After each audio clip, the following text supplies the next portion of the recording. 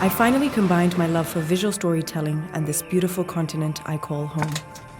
We start this journey in Kenya, a country extremely diverse in landscape, known for its quality hospitality, rich cultural history, and never lacking in great experiences. In Mombasa City.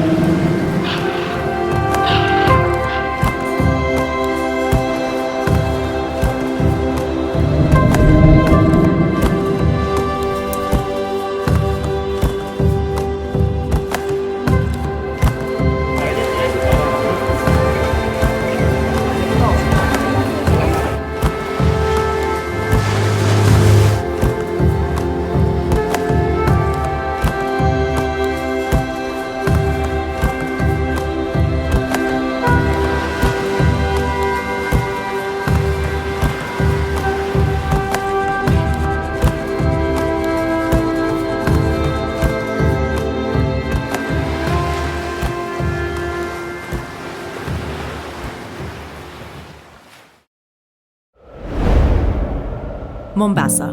Located south of the Kenyan coast along the Indian Ocean is the culturally rich city of Mombasa, Kenya's hub of coastal tourism and the country's oldest city. The most commonly spoken language here is Swahili, a language that borrows heavily from Arabic. Popular modes of transportation are tuk-tuks, matatus, and boda-bodas. Oh, Mombasa, Mombasa, we're here. We're just checking into the Sarova White Sands, gorgeous hotel, loving the fresh florals. Can't wait to show you guys our experience here and what we're about to get up to. Come on, let's check in. I love you.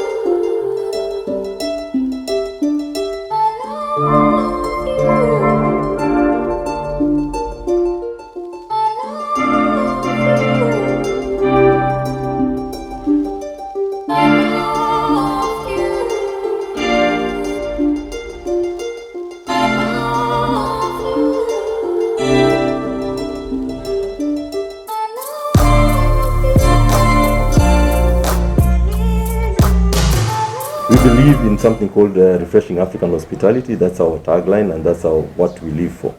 Yeah, we try to express that to our guests in all touch points. Yeah, from the arrival to the experience in the room to the experience out of the room, in the restaurants, everywhere. You just try to provide that refreshing African hospitality. Yeah. Yes.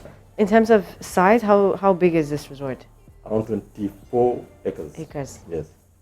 Wow. White Sands has been in existence for over 45 years now. Wow. Started as a small beach shack kind of in the 70s, early 70s. And when Sarova took over, it grew it into the size of property it is right now. It's huge. Yeah, it is a very huge hotel. Yeah. Yeah. So it's a workout, Yes. either way. Once you go around the whole place, you actually do a proper workout. Proper workout. All right, well, we're looking forward to this stay. Can't wait to see it. Thank you so much for this exclusive tour from the GM. Yes. We appreciate it. And already, I'm pretty sure we're going to be back. Mm-hmm. Yeah, thank you. You're welcome. Sarova White Sands Beach Resort and Spa is one of those hotels that blends unique structural design with absolute tranquility. If you're lucky enough, you'll catch a glimpse of their culturally driven entertainment.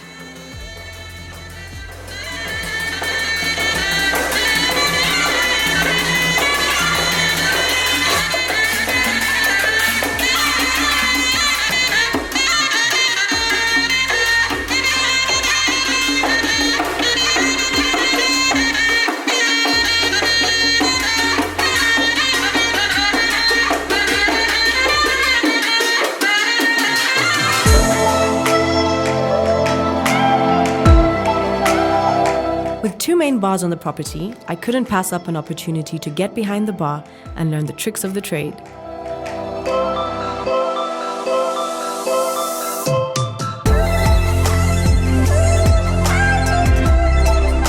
one mojito though, because we had an early start.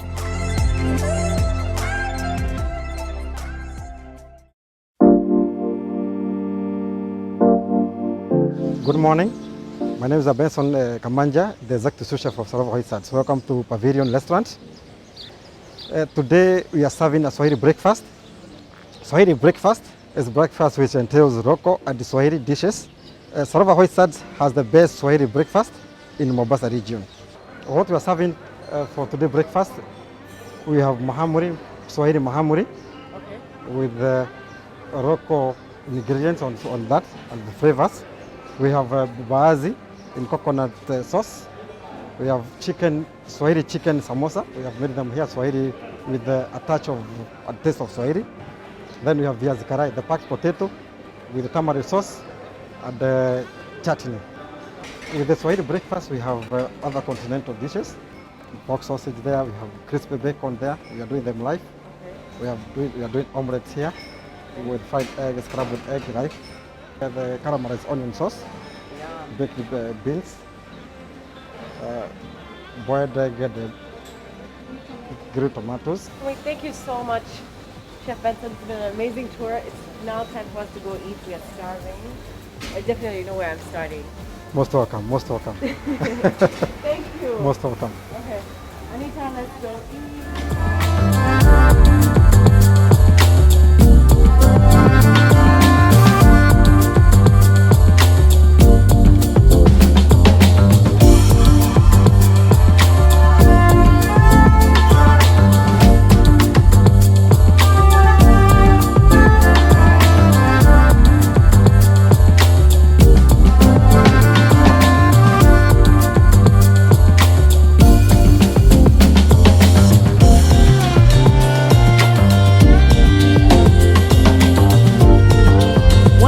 Places to get in touch with the food, culture, and people of an area is a market. The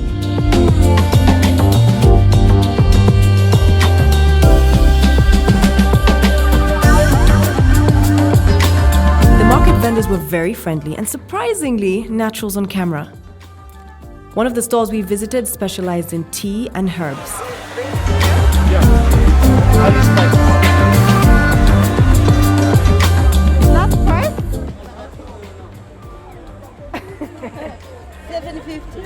Hey!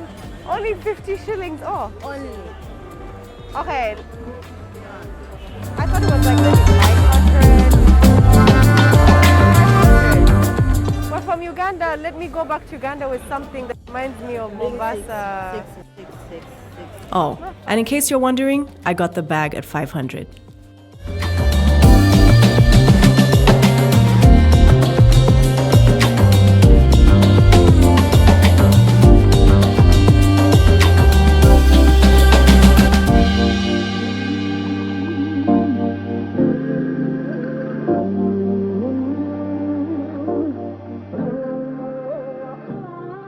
One of the things Folk Around Africa wanted to do was visit small businesses in the different cities we're going to visit.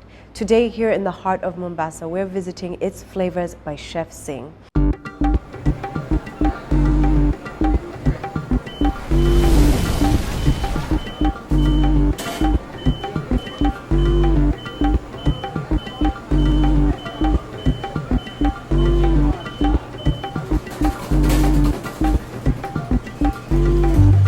The slogan that this restaurant carries is "Taste the Myth," something that Chef Singh is out to break, the myth that Indian food is only hot and spicy. We're going to meet him today, but first, let's taste the food.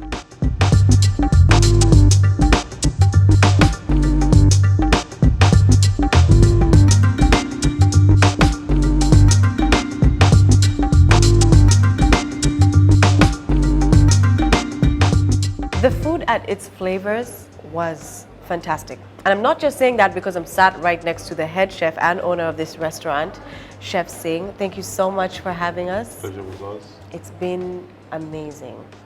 I genuinely mean it. And you know, everybody has been commenting about how flavorful, see what I did there? The food was. Everybody likes that it was not too heavy. So now it's time for us to put you in the hot seat, right? Sure. Tell us a bit about the inspiration behind this restaurant and maybe a bit about your history, your culinary experience? Tell us. I've been a chef for almost 30 years now. Okay. I've been in Kenya for almost 10 years. Okay. I have made Kenya my second home, adopted home as they say country. I'm Indian national, but living in Kenya for 10 years. You must have seen there's a slogan we have, taste the myth. Yes, taste the myth, yes. Yeah. Basically, myth is about Indian food, where people think Indian food is chili hot, it is heavy, full of grease, cream, butter. We want to change that myth. We want people to understand Indian food is one of the oldest civilizations. It is nice, healthy food. Yeah. If you look at healthy food, it has come out from India. If you look at the traditional Indian food, it was always the senses. It's about senses. The sweet, the sourness, the flavor, the palates. It's about that. And that's what we wanted to do, bring out the Indian. And then after pandemic, what happened, so I thought this was the right time to give it back to the community, to give it back to the country, which has made it, I've been like one of their own. I've never felt I was out of place. So that's what I thought, it was good timing. People have told me, is it the right time? But I always say there's always destiny. Yeah. And this was supposed to happen and this year. So we've been in business for 6 months. Yes, it has been a roller coaster ride. It's not been one of the best times, but yes, we're sticking on and we'll make sure people understand what this is all about. Indian food is basically flavorful, healthy, and not chili hot. Chili depends on you how you want it, because it has to be spicy. Spicy is not chili. Spicy is flavors. And every day we make our own spice mix. Every day? Every day morning. That's the art. It also sounds like you've been able to adjust to the palate of your surroundings, where you are, where you're located, right? I've worked in Middle East, I've worked in other countries, I've worked in Europe, I've worked in Maldives. I've always developed my cuisine around the palate, because that is very important. Yeah. If you don't do that, then you cook for yourself only. It can't be like that. Yeah. It has to have your heart and soul. Definitely. I noticed even when we were dining, the options of the sauces you put out. Tell me a little bit about the inspiration behind the decor and theme of your restaurant. Decor was done by my wife. Okay. Everything which you see here is done by local artisans. People who were without work because of pandemic. Yeah. Because the guy who's done the woodwork here was a guy who used to do in hotels, but he was without a job, so we got him involved. Yeah. Everybody from staff to everybody from the team, you're nothing without a team. So my team is also very passionate. Team also came on board, and most of them were laid off because of pandemic. Yeah. So we all said it's a family kind of a thing. We are a family. We run it like a family. You're also being intentional with supporting your community, the people around you that are affected. Some might say it's crazy to open up a restaurant during a pandemic. You're doing it, but then we're also here to support during a pandemic. Thank you so much for your time. We'll definitely be back. Definitely one of those little nooks in the middle of Mombasa that we will always come back to whenever we're here. We hope to see you guys soon. For sure. It makes us grow. Yeah, yeah. Thank you for having us again, and we'll be back. Pleasure. Okay. Thank you.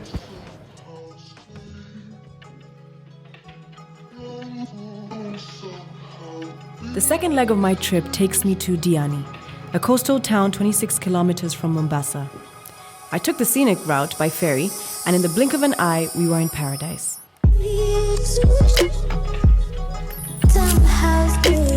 Diani is one of the most beautiful beaches in East Africa, with white sandy beaches and deep clear blue waters of the Indian Ocean.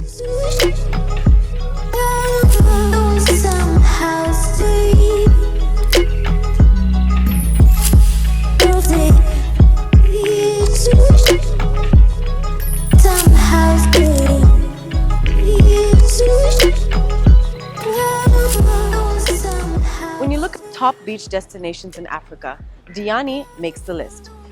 Located off the Kenyan coast on the Indian Ocean, you're guaranteed to find breathtaking beaches, gorgeous accommodation, like where I'm staying, Swahili Beach Resort. This gorgeous resort is an integration of African, Arabian, Indian, and Zanzibari influence. The property consists of 11 pools, 5 restaurants, and over 140 rooms. Throughout the resort, you're greeted with the fresh ocean aromas and hospitable staff. I still can't grasp the fact that you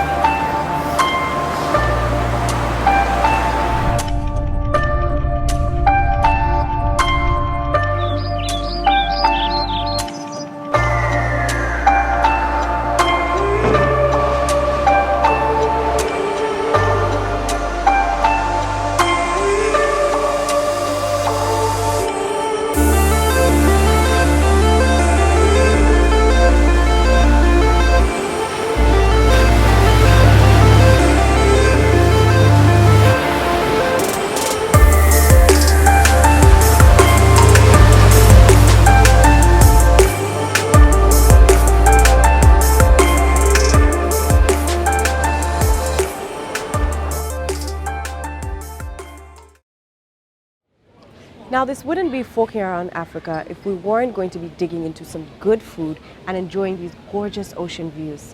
Now, right now, I'm waiting on Steph Stewart, who's going to join me. And in the meantime, I'm sipping on a Kenyan coastal staple, the dawa, a refreshing drink that's meant to just take you through a perfect vacation, kind of like what I'm doing right now. Now, this can be served either non-alcoholic or alcoholic, but like I said, I am on vacation, so alcoholic. Cheers.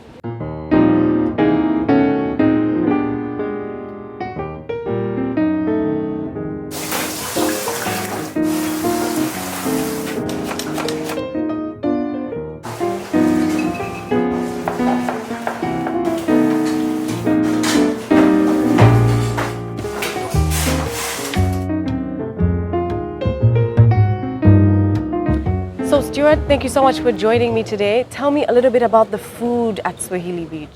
So, Lucy, let me tell you one thing. Swahili Beach, we are known for producing the best Swahili dishes. Okay. We deal with seafoods, which we are supplied with directly from the local fishermen. Okay. They are ferried in every day, every morning, fresh from the sea. Fresh. Yeah. See, we don't get a lot of fresh seafood where I'm from, so every time I come to the coast, I'm so excited to try out new dishes.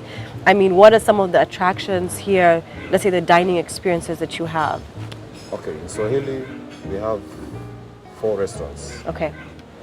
The Majlis, the Spice Route, Zanzibar, and Bahrain restaurant. Okay. Of which each and every restaurant has its theme.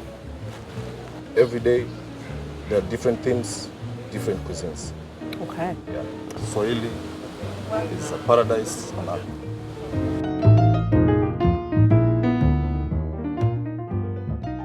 Often we go on vacations and return with stories about beautiful destinations, whilst ignoring the looming environmental issues the world faces. The Reefolution Foundation is a coral restoration project in Kenya that aims to rebuild the fragile, disintegrating coral reefs in the Indian Ocean. Hi, I'm Peter Vodegel and I'm working with Reefolution at Swahili Beach Resort to see if we can set up a new coral restoration project. Currently we're busy with a pilot project setting it up, and I'm going to explain you a bit about coral restoration.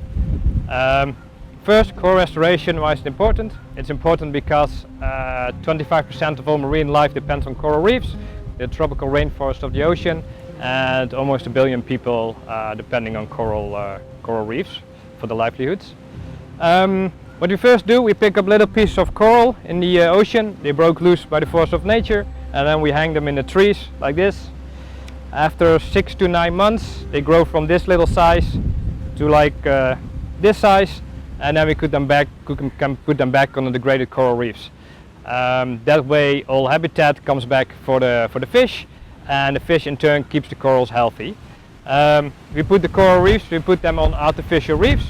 We got a unit over there, it's a bottle reef. So we actually use bottles that have been recycled, so they have been used by the resort or other tourist companies, and they donate them for us to use and to put the corals on, which give the corals a good basis to grow from.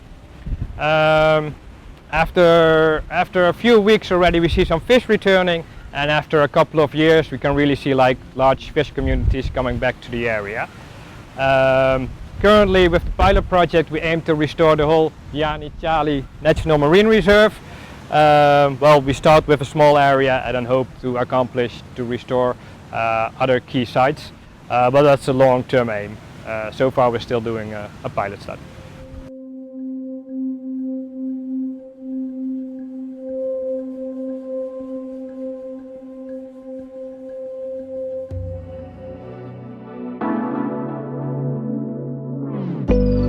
So this is a grain of sand in a large continent still left to explore. I leave this paradise more enlightened by the history, culture, and people of the coast, awakening a desire in me to share more experiences from Africa to the world.